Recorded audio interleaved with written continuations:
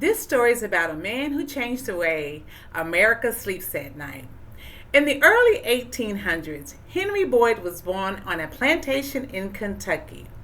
As he grew older, he could be seen walking through wooded areas searching for that perfect piece of wood. He would take the wood back to the wood shop.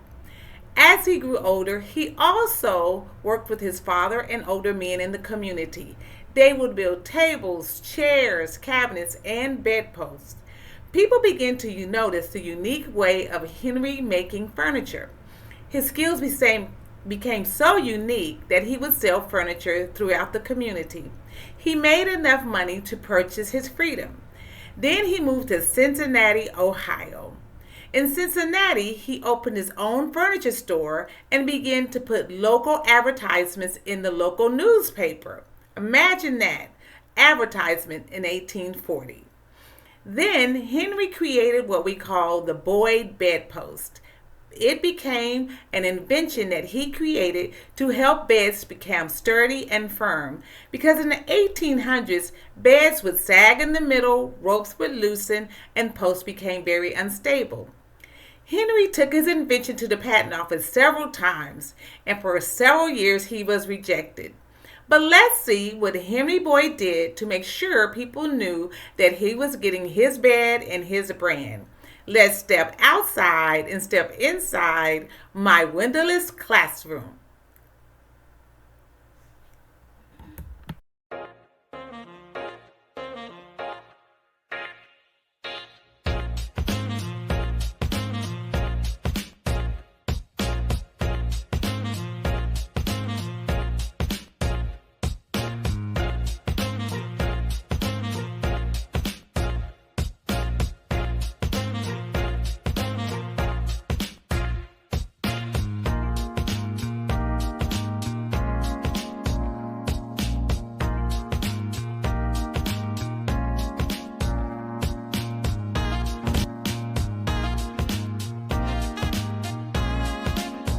In 1802, I, Henry Boyd, was born in the Kentucky fields.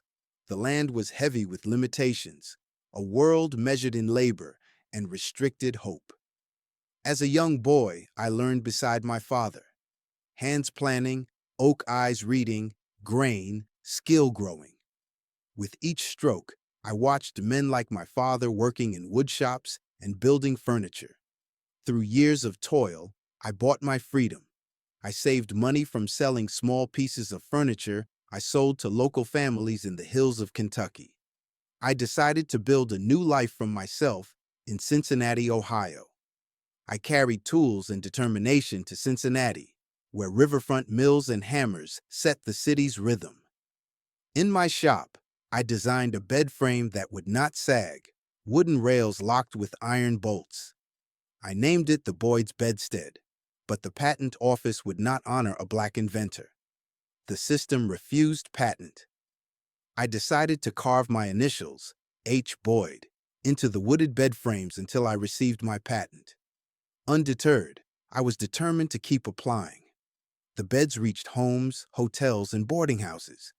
Boyd's factory rose by the river, employing black and white workers side by side.